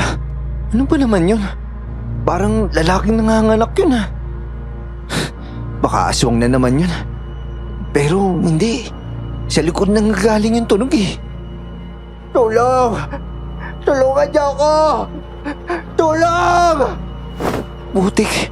May nasa loob nga nitong botega. Ano bang gagawin ko? Baka mamaya dapat hindi ito buksan eh. Pero nanghihingi ng tulong eh. Parang hirap na hirap. Bahala na nga. Basta bubuksan ko tong pinto. Mabuti hindi nakakandado. Ah! Ay, sandali! Huwag ka maingay! Huwag ka maingay! Sandali lang makinig ka sa akin. Baka patayin nila ako eh. Pero pakinggan mo to. Tulungan mo yung mga tao. Pumunta ka sa silong ng bahay na yan. Dumaan ka doon sa kabilang gilid para hindi ka makita. Oo, pumunta ka doon ngayon na. Hayaan mo na lang ako dito pero pumunta ka doon. Bilisan mo. May mga dapat katulungan doon. Sige. Pero bahala ka dyan ha. Kahit nag-aalangan ay sinunod ko ang kutob ko na dapat kong makita ang sinasabi ng lalaking yon. Umikot ako at pumasok sa isang napakaliit na pinto sa gilid ng bahay. Makipot na daan pala yun pababa. Madilim ang lugar. Bahagya lang naiilawan ng iilang kandila. Sa eksenang nabungaran ko sa lugar na yon, sana wala na lang kandila para hindi ko nakita ang nakakarimarim na ginagawa ng tatlong babaeng nakatalikod sa anggulo ko. Naaninag kong nakasalampak sila. Nilalantakan ang braso ng isang katawan ng tao na nasa sahig. Among Greg, kinakain nila. Kumakain sila ng tao. Bakit? Ano yan? Ano yan? Ito'y sinaunang ritual ng pagbabalik ng buhay. Malamang nagulat ka, no? O kaya natakot. Pero karaniwang gawain ito ng aking mga ninuno noong unang panahon. Oh, nagiginig ka yata. Uminahon ka lang dyan, iho. O uminahon ka. Maupo ka. At kukwentuhan muna kita habang pinapanood mo ang pagkain ng laman ng mga kaawa-awang magkapatid na ito. Gustong-gusto ko nang magsisigaw at magtatakbo palabas noon. Pero hindi ko alam kung bakit nagpaakay lang ako kay Amo at sumunod ang katawan ko nang iupo niya ako. Nakaharap ako noon sa 3 babaeng kumakain ng braso ng isang bangkay doon. Si Amo nasa likuran ko, nakahawak sa mga balikat ko at nagsasalita sa tenga ko. Napakasakit mamatayan ng binamahal. Lalo na kung biglaan. Pero paano kung pwede nating ibalik ang mga mahal nating namatay? Di ba? Ganito ang sinaunang ritual namin para buhayin ang mga pumanaw. Una, kasabay ng isang orasyon. Ang mga humihiling na mabuhay ang mga mahal nila, kailangang kumain ng laman ng bangkay ng kaanak nila. Sa prosesong ito, babalik ang kaluluwa ng yumao. Dito papasok ang ikalawang proseso. Kailangan ng buhay na katawan ng isang buhay para doon isalin ang bumalik na kaluluwa ng yumao. Pero ang taong pagsasalinan, kailangan din kumain ng laman ng yumao para umangkop ang kaluluwa kapag nilagay na ito sa kanya. At panghuli, uubusin ang dugo ng paglalagyan ng kaluluwa hanggang sa mamatay ito. Saka may papasok ang kaluluwa ng taong nais mabuhay. Ikaw, Iyo, alam ko kung bakit ka naglalakbay. Tignan pa lang kita, alam ko na ang kwento mo eh. Ang asawa mo, nais mong mabuhay, hindi ba? E di buhayin natin ang asawa mo dahil narito ang katawan niya. Para akong lumulutang habang nagsasalita si Amo. Habang pinanonood ang mga taong kumakain pa rin ng laman ng bangkay habang may nagdadasal sa likod nila. Maya-maya pa, sumenya si Amo sa mga tao niya. Sunod ay inilapag sa harapan ko ang isang katawan. Nagulat ako nang aninagin ko ang mukha nito. Melda! Melda! Diyos ko, Melda! Sabik na sabik ka na sa asawa mo ah. Pero patay na siya. Pero kayang-kaya mo naman siyang buhayin, Iho. Pwede pa kayo magkasama ulit. Maging masaya. Bumuo ng pamilya. O kaya bumuo ng mga alaala. Umayag ka na kasi. Buhayin natin ang asawa mo at magkakasama kayo ulit. Pawa ka naman sa kanya. Napakabata pa.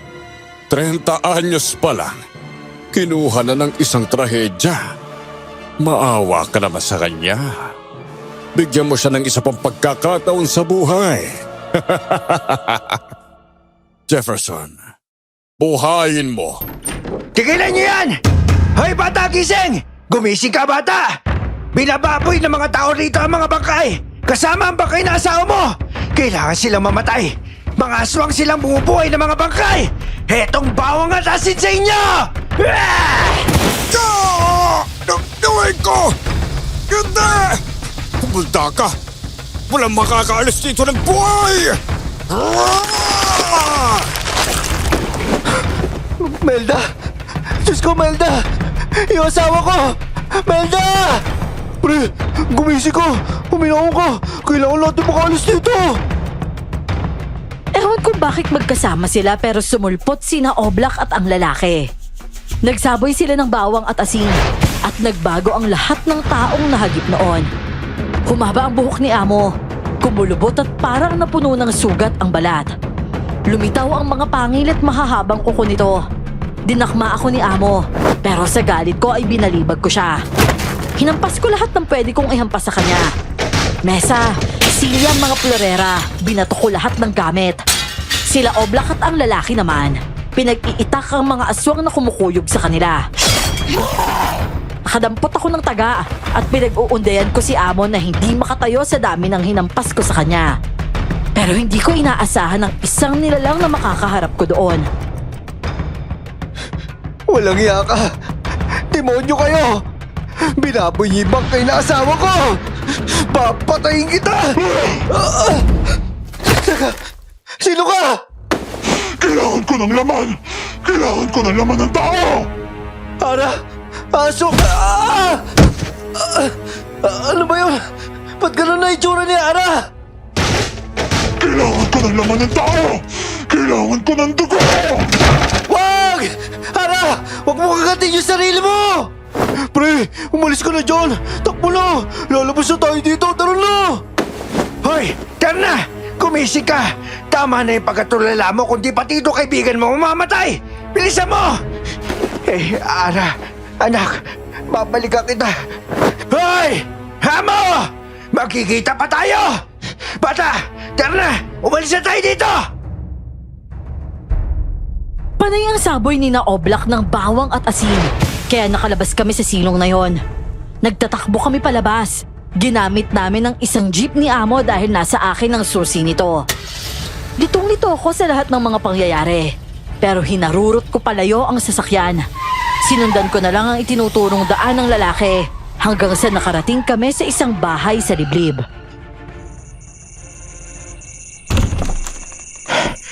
Pasok! Pasok na dali! Maupo muna kayo dyan.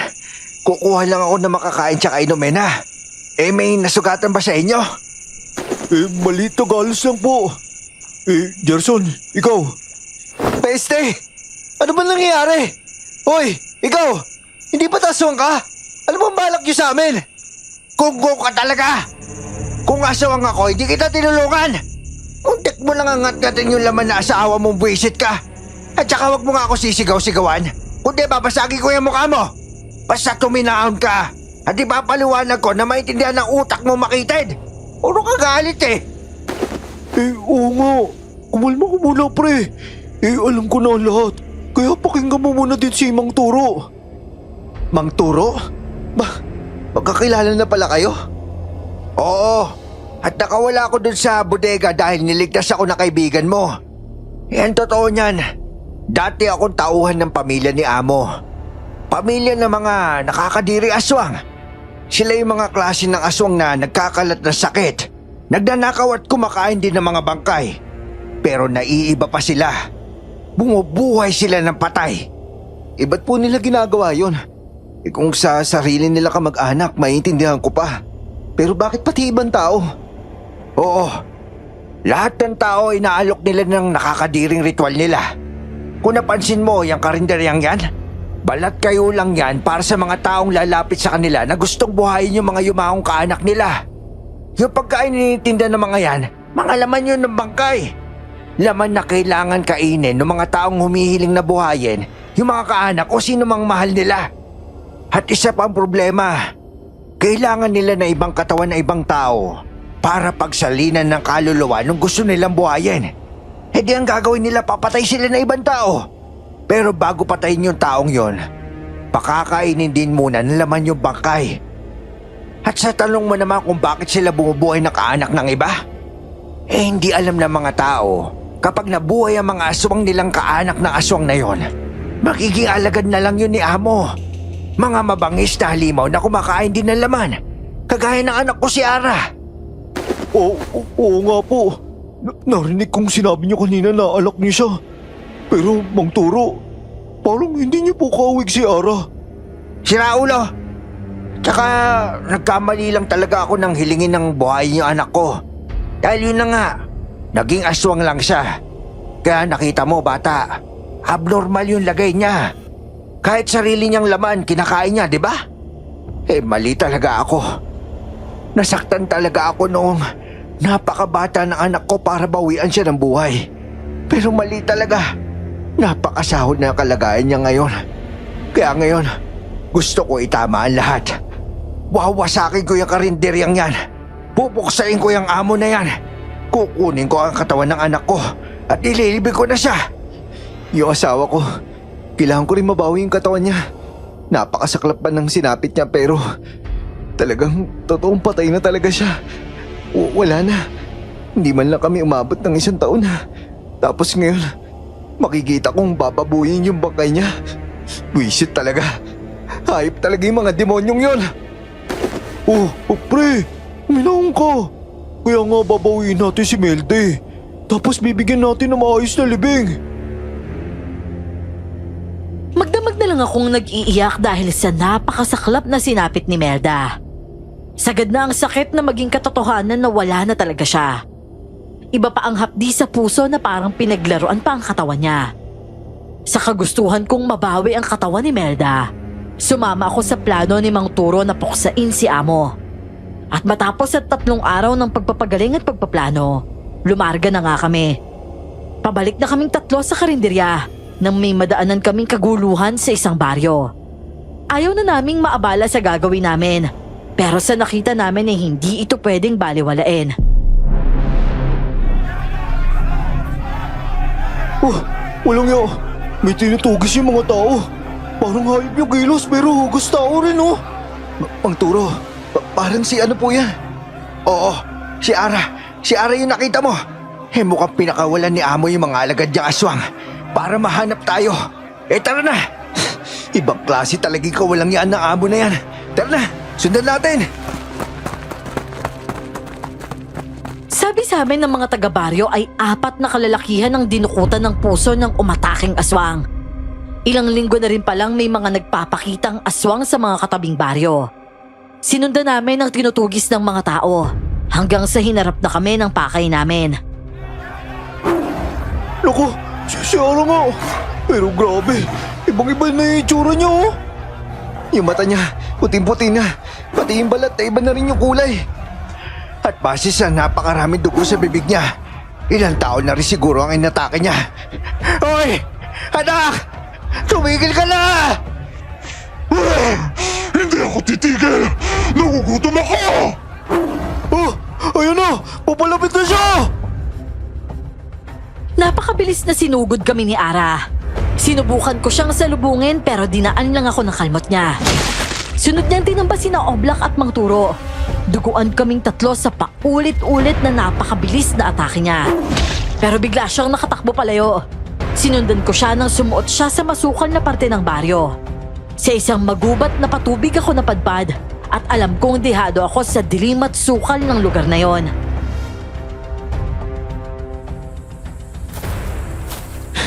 Nalintikan na. Mag-isa lang ako dito. Halos wala akong makita dito, ha. Ara! Ara, tama na to! Bigla nasa kabila siya. Ang bilis niya!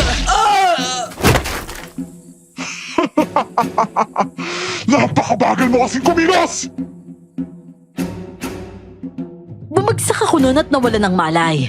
Pagmulat ko ay nakagapos na ako sa silong ng karinderya. Napakaraming sulo sa paligid at may malaking anito na kalahating tao at baka ang itsura. Pero may ngayon. Nagdadasal doon ng mga kababaihan.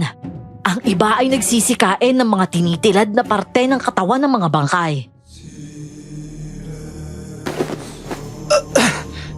Lagot na. Wala na akong kalaban-laban.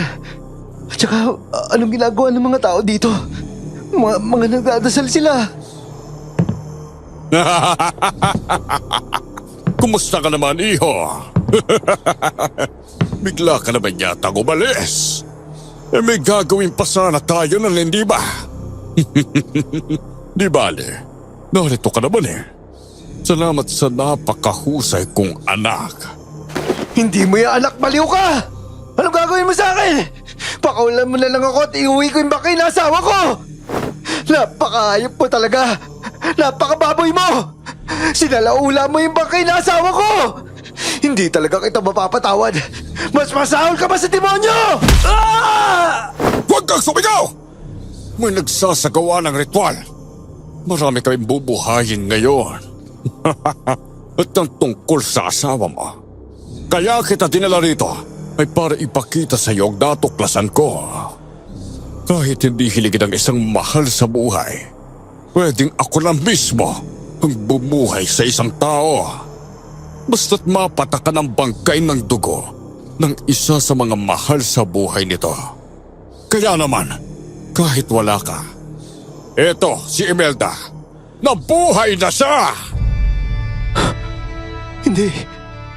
Hindi pwede. Melda? Jerson, mahal, kumusta ka? Hindi. Iba na yung itsura niya. Ba't nagkaganyan si Melda? Hindi! Isang babae ang lumitaw mula sa dilim. Hindi ako maaaring magkamali. Sa liwanag ng mga sulo ay nasilayan ko ang mahabang buhok at maamong muka at ang mata ng asawa ko. Blanko ang tingin ng mga mata niyang unti-unting namumula. At habang lumalapit siya sa akin, dahan-dahang tumutulo ang laway nito. Lumuwa pa ang mahabang dila nito at noon ko rin nakita ang mga pangil niya. Hindi pwede to. Melda, wag mong gawin to. Makinig ka sa akin, Melda! Nakikinig ako sa iyo, mahal. Hindi ka ba natutuwa? Eto na ako. Sabik na ako sa iyo, mahal. Takam na ako. Gutom na ako. Napakaganda naman. Sobrang husay. Naroon ang alaala niya. Pero hindi niya may tago ang bangis niya. Ang gutom niya. Sa laman. Hayop ka! Pakawalan mo ako dito! Anong ginawa mo kay Melda? Itigil mo na to! Melda! Makinig ka sa akin! Huwag kang lalapit! Bakit ayaw mo ko palapitin, mahal? Napakatagal nating hindi nagkita. Alam mo, nagtatampo ko sa iyo eh. Galit na galit ako sa iyo dahil hindi mo ako niligtas. Nawasak ang bahay natin. Tinangay ako ng tubig. Masakit nung bigla akong nagulungan ng mga bato. Napunta ako sa ilalim ng mga bato, ng lupa, ng putek. Tinatawag kita mahal pero hindi ka dumating. Masakit yun. Sobrang sakit nung nasa ilalim na ako ng lupa. Para na akong masisiraan ng bait nun. Dahil bawat mabagal na hakbang ni Melda, parang nagbabago rin ang mukha nito. Lumilitaw ang lahat ng sugat at galos na malamang ay dulot sa kanya nung natabunan siya ng lupa. Parang binalikan ng katawan niya ang naramdaman niya nung mga panahong nag-aagaw buhay siya habang nasa ilalim ng lupa. At wala ako ng mga panahong yon. Nasa harap ko lang si Melda noon. Mahal, sorry. Pero huwag mong gawin to. Sorry, mahal. Nakalimutan ko pa nga palang banggitin. Para maging ganap at permanente ang pagkabuhay ng mga alaga ko, kailangan pa rin nilang kainin ang laman at dugo ng isang mahal nila sa buhay. Ang karugtong ng puso at isip nila. Kaya sige, Melda! Pagpiestahan mo ang laman ng asawa mo! Ikaw naman, iho, dapat matuwa ka. Dahil sabi nga ng asawa mo, habang buhay na kayong magsasama sa dugo at laman. Literal! Melda, teka, huwag kang lumapit sa akin. Melda! Ano yun? Yung init! Sirian! Ano nangyayari? Apoy! Ilayo niyo sa akin yung apoy! Hindi! Huwag kayo ako ng apoy! Tigilan nyo na to kademonyang ito! Ito pa sa inyo! Pre, kakaligon na kita.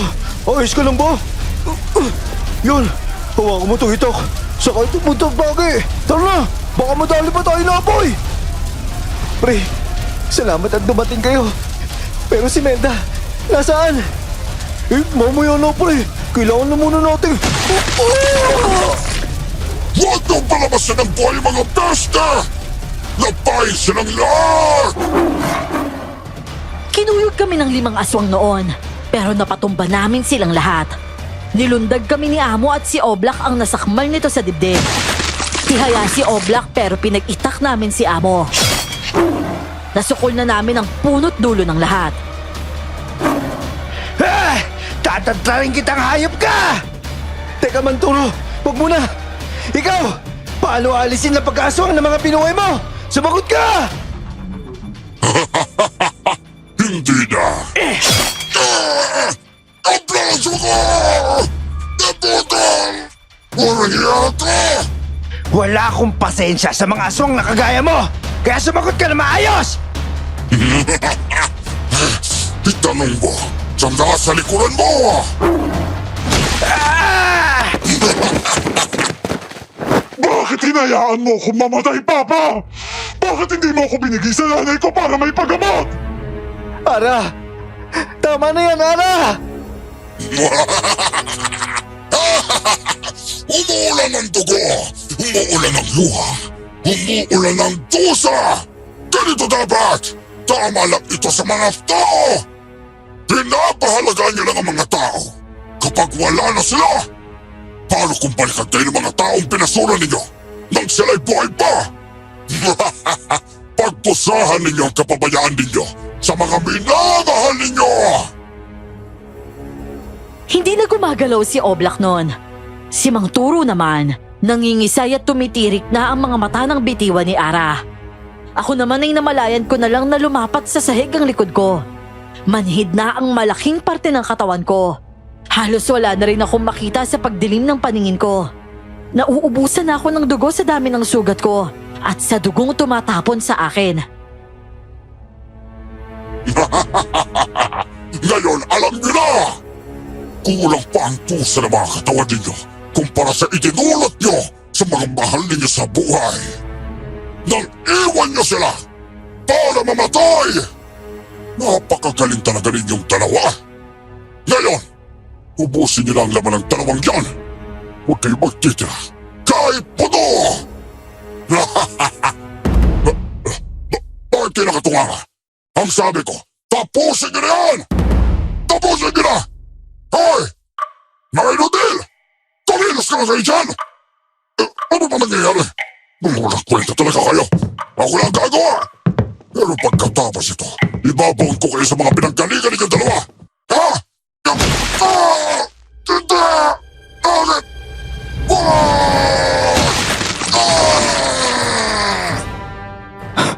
Ano yun? Si Amo na yung inaatake nila. Si Melda, pati si Ara. Mang Turo, nililigtas tayo ng mga mahal natin sa buhay. Hindi nila gusto yung pinapagawa sa kanila ni Amo. Oo, nasira ang kapangyarihan na sumasakop sa kaluluwa nila. Nasira ang ritual na ginawa sa kanila. Hindi na sila mapasunod. Talagang hirap na sila. Pero bata, parang wala na tayong magagawa dito. Pati tayo parang matatapos na. Hindi na sila kumikilos, Mang Turo. Nakatayo na lang sila habang umiiyak. Kailangan na natin itigil to. Pasensya na, pero kailangan na natin sila patahimikin. Tama na, Amo! Tama na! Ayoko na! Kaya tatapusin ka na namin ni Melda! Ah! Tama na! Tama na, Amo! Ayoko na! Gusto ko na magpahinga! Ah!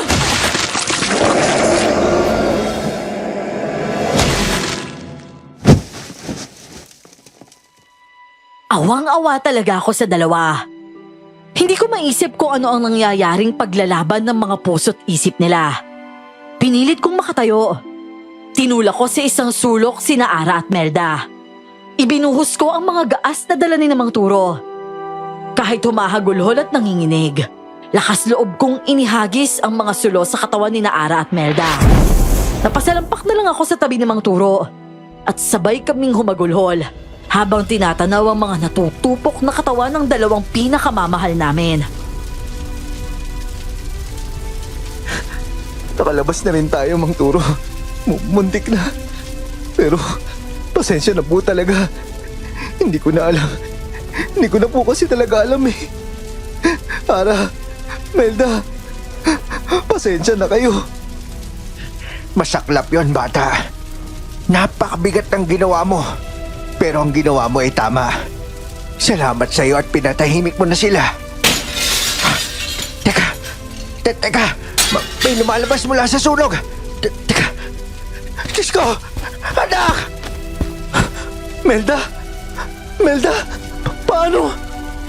Salamat sa ginawa niyo, Gerson. Nakalaya kami. Habang nasusunog kami, napilit ko yung katawan ko na kumilos. Dinukot ko yung bulsa ni Among Greg. Yung langis na dinadasalan niya. Binuhos ko yun sa aming dalawa ni Melda. Naalala ko kasi nung gumawa ng luna si Among Greg, kung sakaling kailangan niyang baliktarin yung ginagawa niya sa mga katawan. Diyos ko, salamat talaga. Marami salamat naman. Tatay! Tatay! Melda, mahal. Salamat, makakauwi na rin tayo. Oo, Gerson. Hindi na ako mawawala. Lilisanin na sana namin ang compound ng karinderyang nasunog. Pero may namataan kaming lumalabas sa sunog na yon. Hindi pa namin gaanong maintindihan noon kung paano. Pero basta't sinabi ni Ara na nakuha lang din niya kay Among Greg ang langis na lunas. Kaya sila nakabalik sa ayos. Hindi namin nakalain ni Mang Turo, pero nakauwi kami na dala ang mga mahal namin sa buhay. Uy, pre! Ayos ah! Matatapos na pala yun. Oo, siguro bukas tapos na to. Tsaka ang ganda ng mga kahoy na kinuha mo ngayon ah. Saan mo ba napitik yun? Uy, di ko pinitik yun, no? Kinupit ko yun. Ang damot kasi ni Mang Iking eh. Di nagkarpintero ko sa kanila tapos inuwi ko yung mga tira-tira doon. Psst, hindi mo pinitik pero kinupit lang? Ang galing mo ah, inibaw mo lang. Pero tulungan mo na lang kaya ako dito para mapabilis na lang din. Naiinip na kasi si Melda kasi nakikitira lang kami sa pinsan niya eh. Ba, pupuntahan ko pa sila Ara eh. Ano? Kinamang Turo? Ano gagawin mo dun? Baka mamaya maitak ka pa ni Mang Turo eh. Di itakin niya. Di kinalbo siya ng anak niya. Protektado kaya ako ng pagmamahal ni Ara, no? Aba, kita mo nga naman oh. Basta ingatan mo lang yan ha. Baka mauntog yun. Lagyan mo lang helmet. Gising pa yun sa katotohanan eh. Sige na, lumayas ka na. Hindi ka panipaniwala ang mga pinagdaanan namin ni Mang Turo para lang hanapin at maibalik ang mga mahal namin. Pero nagawa namin. Mahirap paniwalaan na ang mahal mong nasa bungad na ng kabilang buhay. Pwede pang hatakin pabalik. Wala kaming masasabi kundi yun ay dahil walang imposible sa Diyos. Kahit naman si Jesus, maraming binuhay nung nasa lupa pa siya. Ipagpapalagay ko na lang talagang pinahiram kami ng himala, na gaya ng himalang ginawa ni Jesus. Dito ko natatapusin ang kwento ko, Miss Clar. At sa lahat ng nakikinig, sana hindi lang kayo natakot. Sana matapos niyong mapakinggan ang kwento namin. Lalo niyong pahalagahan ang mga mahal niyo sa buhay. Lalo na, hindi sila habang panahon mananatili sa atin. Hanggang dito na lamang po. Ako po muli ito, si Gerson. At ito ang aking kwento.